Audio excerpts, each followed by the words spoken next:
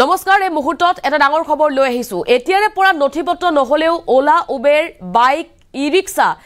বা auto rickshaw চলাব পাৰিব কিয়নো এক বৃহৎ সিদ্ধান্ত গ্ৰহণ কৰা হৈছে এতিয়াৰে পৰা নথিপত্ৰৰ নামত আৰক্ষীয়ে কাটিব নোৱাৰিব চালান এক বৃহৎ হকা প্ৰদান কৰা হৈছে নথিপত্ৰৰ নামত আৰক্ষী আপোনালোকক যানবাহন আৰক্ষী হাৰাশাস্তি কৰিব নোৱাৰিব কেৱল আইনী ব্যৱস্থাই গ্ৰহণ কৰিব পাৰিব কিন্তু চালান কাটিব নোৱাৰিব আপুনি ফাইন ভৰিব নালাগে যদি আপোনাৰ নথিপত্ৰ নাই তৎসত্ত্বেও আপুনি বাইক চলাব পাৰিব ওলা উবেৰ ৰেপিডো সকলো চলাব পাৰিব এটা ডাঙৰ খবৰ এই মুহূৰ্তত আমি লৈ আহিছো সুইগি জমেটো ৰেপিডো ওলা উবেৰ চালকৰ বাবে ডাঙৰ খবৰ ৰাজ্যৰ বাইক আৰোহী অটো ৰিক্সা ই-ৰিক্সালৈ বৃহৎ হকা প্ৰদান কৰা হৈছে আৰক্ষী আপোনাক নথিপত্ৰৰ নামত কৰিব নোৱাৰিব হাৰাশাস্তি বিহিব নোৱাৰিব জৰিমনা এতিয়াৰে পৰা ভৰিব নালাগে ফাইন নথিপত্ৰৰ নামত এতিয়াৰে পৰা ফাইন ভৰিব নালাগে আপুনি আৰক্ষীয়ে মন গলে যাৱতীয় নথিপত্ৰ নথকাৰ অভিযোগত কাটিব নোৱাৰিব চালান লাইসেন্স আৰসি প্ৰদূষণ প্ৰমাণপত্ৰ ইনস্যুৰেন্স কাগজ নহলেও চলাব পাৰিব বাইক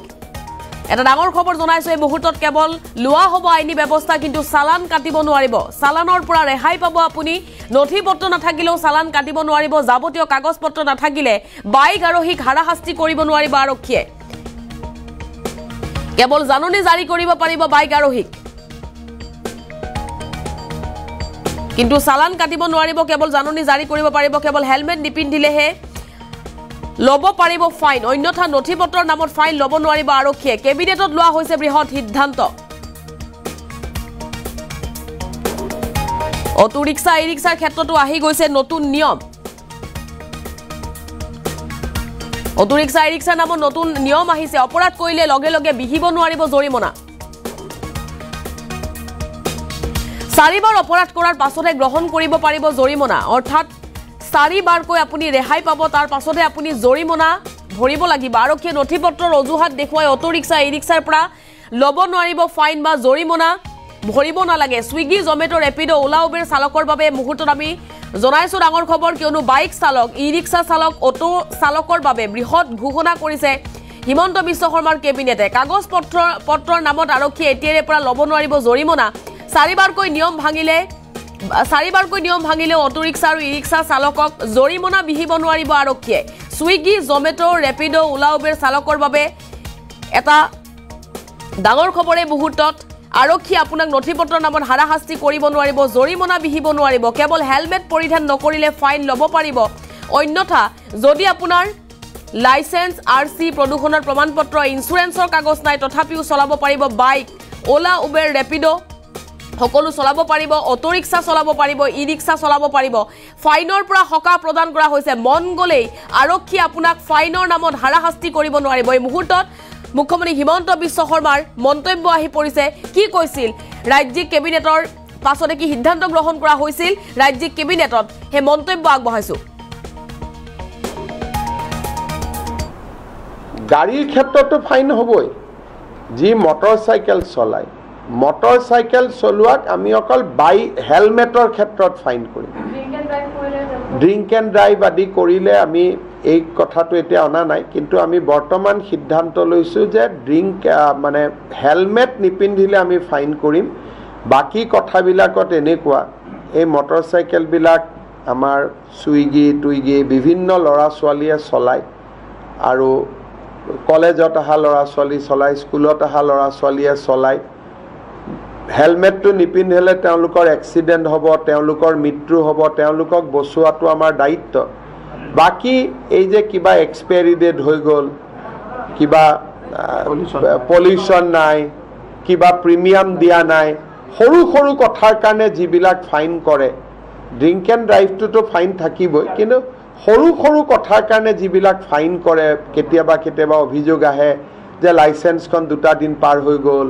কবাত ৰেজিষ্ট্ৰেশ্যন নম্বৰটো নাই কবাত পলিউশ্যন নাই বাকি কথাবিলাকৰ যেটো ফাইন কৰে তাক আমি প্ৰথম ওয়াৰ্নিং দিহে পিছত আমি আইনী ব্যৱস্থা লম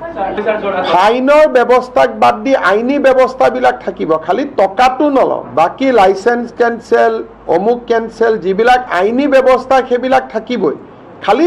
ফাইনটো আমি নলওঁ বাকি আইনী ব্যৱস্থা হ'ব ফাইনটো নহয় আইনী ব্যৱস্থা থাকিবই লাইসেন্স কেনসেল হোৱা কিবা হোৱা আইনী ব্যৱস্থাবোৰ থাকিব কিন্তু আপোনালোকে যে চৰকাৰক অভিযোগ কৰি থাকে চৰকাৰে টকা লয় দৰমহা দিব পইচা নাই সেইটো আমি নোহোৱা কৰি দিছো যে আমাক টকা নালাগে আইনী ব্যৱস্থা আমি ল'ম তেওঁলোকৰতো লাইসেন্সখন যাবগৈ না আইনী ব্যৱস্থাটো থাকিবই আমি টকাটোহে নলওঁ বুলি কৈছো টকা নলোৱাটো কোনো আপত্তি কৰিবলগীয়া নাই আইনী ব্যৱস্থাটো লৈ থাকিম কাৰণ টকাটো ল'লে মানুহে প্ৰশ্ন কৰে যে চৰকাৰৰ টকা নাই কাৰণে টকা লৈছে আইনী ব্যৱস্থাটো অব্যাহত থাকিব খালি টকাটো নলওঁ হেলমেটৰ ক্ষেত্ৰত কোনো ৰেহাই নাই কাৰণ মানুহৰ এইবাৰ আপোনালোকে চালে দেখিব যে এক্সিডেণ্টৰ কেছ কমি কমি অসমত আহি আছে আৰু বহুত এক্সিডেণ্ট কমি গৈছে আৰু বহুত মাক বাপেকে আমাক আশীৰ্বাদ দিছে গতিকে হেলমেটত ফাইন থাকিবই মই কোনটো ফাইন নলওঁ বুলি কৈছো এই পলিউশ্যন কিবা এক্সপায়াৰী অমুক তমুক যিবিলাক সৰু সুৰা কথাত এটা এফেক্ট হয় তেওঁলোকক আইনী ব্যৱস্থা ল'লে হ'ল ফাইনক বাদ দি আইনী ব্যৱস্থা বহুত আছে গতিকে ফাইনটো মই নল'ব কৈছোঁ আৰু ৰিক্সাৱালা অটো ৰিক্সা এওঁলোকক মই ফাইন নল'ব কৈছোঁ 4 বাৰ ৱাৰ্ণিং দিয়াৰ পিছতো যদি নামানে 5 নম্বৰ বাৰ ফাইন ল'ব 4 বাৰ আমি ৱাৰ্ণিং দিব খুজিছোঁ দুখীয়া মানুহ ডাইৰেক্ট টকা দিয়াতকৈ অলপ ৱাৰ্ণিং লৈ পেলাই শিকিলে আৰু আমি কিয় ফাইন দিব লাগে যদি নো পাৰ্কিঙত অটো ৰিক্সা এখন পাৰ্কে নকৰে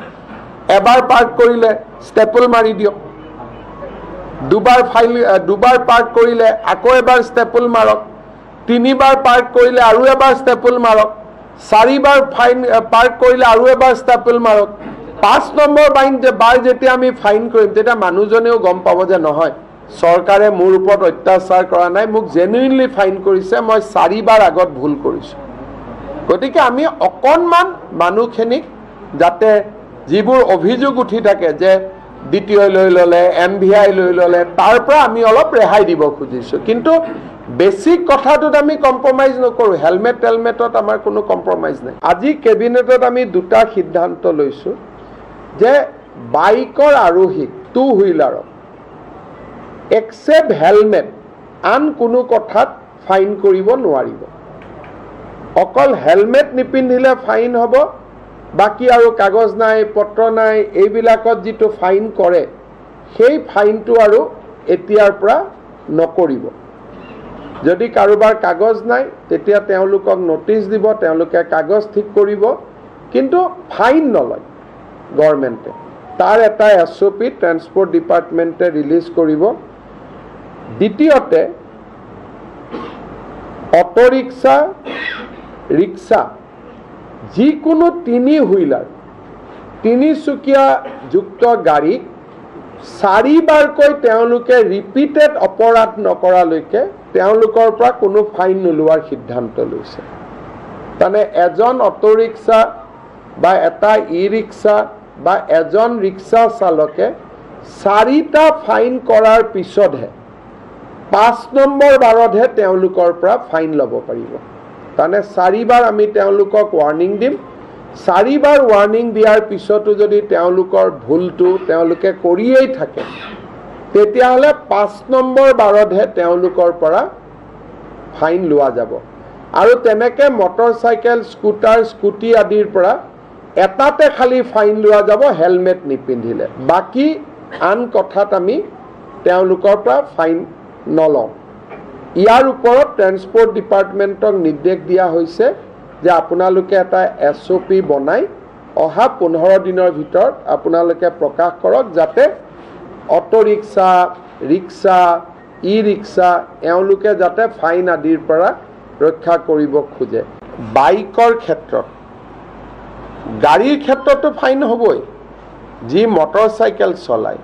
মটৰচাইকেল চলোৱাক আমি অকল হেলমেটৰ ক্ষেত্ৰত ফাইন কৰিম ড্ৰিংক এণ্ড ড্ৰাইভ আদি কৰিলে আমি এই কথাটো এতিয়া অনা নাই কিন্তু আমি বৰ্তমান সিদ্ধান্ত লৈছোঁ যে মানে হেলমেট নিপিন্ধিলে আমি ফাইন কৰিম বাকি কথাবিলাকত এনেকুৱা এই মটৰচাইকেলবিলাক আমাৰ চুইগি বিভিন্ন ল'ৰা ছোৱালীয়ে চলায় আৰু কলেজত অহা ল'ৰা ছোৱালী চলায় স্কুলত অহা ল'ৰা ছোৱালীয়ে চলায়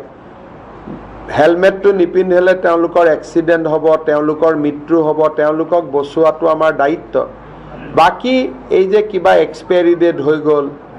কিবা পলিউশ্যন নাই, কিবা প্ৰিমিয়াম দিয়া নাই, সৰু সৰু কথাৰ কাৰণে যিবিলাক ফাইন কৰে, ড্ৰিংক এণ্ড ড্ৰাইভটোতো ফাইন থাকিবই, কিন্তু সৰু সৰু কথাৰ কাৰণে যিবিলাক ফাইন কৰে, কেতিয়াবা কেতিয়াবা অভিযোগ আহে যে লাইচেন্সখন 2 দিন পাৰ হৈ গ'ল, ক'ৰবাত ৰেজিষ্ট্ৰেশ্যন নম্বৰটো নাই, ক'ৰবাত পলিউশ্যন নাই, বাকী কথাবিলাকৰ যিটো ফাইন কৰে তাক আমি প্ৰথম ৱাৰ্ণিং দিহে পিছত আমি আইনী ব্যৱস্থা ল'ম। ফাইনৰ ব্যৱস্থাক বাদ দি আইনী ব্যৱস্থাবিলাক থাকিব, খালি টকাটো নলওঁ। বাকী লাইচেন্স কেঞ্চেল, অমুক কেঞ্চেল, যিবিলাক আইনী ব্যৱস্থা সেইবিলাক থাকিবই, খালি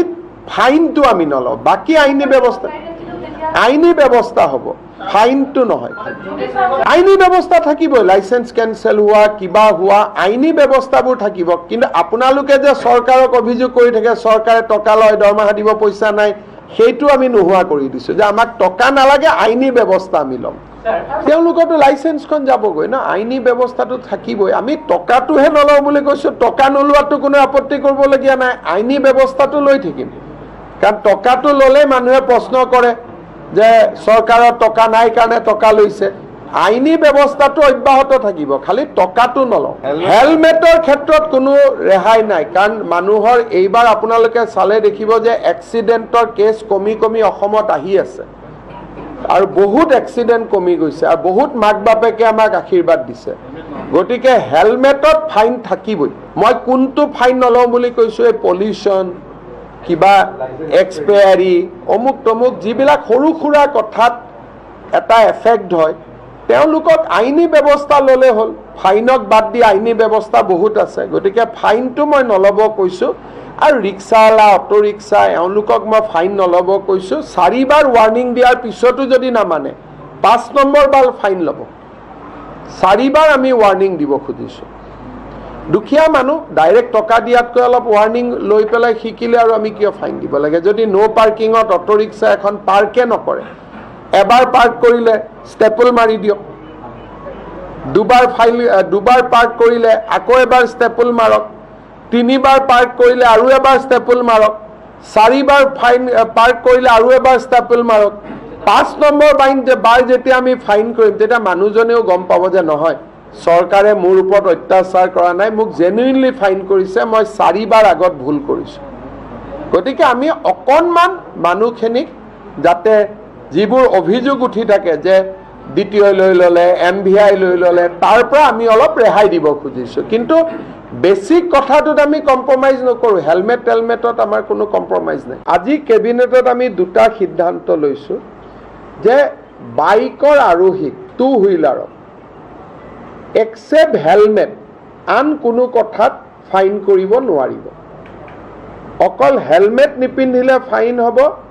বাকী আৰু কাগজ নাই, পত্ৰ নাই, এইবিলাকত যিটো ফাইন কৰে সেই ফাইনটো আৰু এতিয়াৰ পৰা নকৰিব। যদি কাৰোবাৰ কাগজ নাই তেতিয়া তেওঁলোকক নটিচ দিব, তেওঁলোকে কাগজ ঠিক কৰিব, কিন্তু ফাইন নলয় গভৰ্ণমেণ্টে। তাৰ এটা SOP ট্ৰেন্সপৰ্ট ডিপাৰ্টমেণ্টে ৰিলিজ কৰিব। দ্বিতীয়তে, অটো ৰিক্সা, ৰিক্সা, যিকোনো 3 হুইলাৰ, 3 চকীয়া যুক্ত গাড়ীক 4 বাৰকৈ তেওঁলোকে ৰিপিটেড অপৰাধ নকৰালৈকে তেওঁলোকৰ পৰা কোনো ফাইন নোলোৱাৰ সিদ্ধান্ত লৈছে। তাৰমানে এজন অটো ৰিক্সা বা এটা ই-ৰিক্সা বা এজন ৰিক্সা চালকে 4টা ফাইন কৰাৰ পিছতহে 5 নম্বৰ বাৰতহে তেওঁলোকৰ পৰা ফাইন ল'ব পাৰিব। তাৰমানে 4 বাৰ আমি তেওঁলোকক ৱাৰ্ণিং দিম, 4 বাৰ ৱাৰ্ণিং দিয়াৰ পিছতো যদি তেওঁলোকৰ ভুলটো তেওঁলোকে কৰিয়েই থাকে, তেতিয়াহ'লে 5 নম্বৰ বাৰতহে তেওঁলোকৰ পৰা ফাইন লোৱা যাব। আৰু তেনেকৈ মটৰচাইকেল, স্কুটাৰ, স্কুটি আদিৰ পৰা এটাতে খালি ফাইন লোৱা যাব হেলমেট নিপিন্ধিলে, বাকী আন কথাত আমি তেওঁলোকৰ পৰা ফাইন নলওঁ। ইয়াৰ ওপৰত ট্ৰেন্সপৰ্ট ডিপাৰ্টমেণ্ট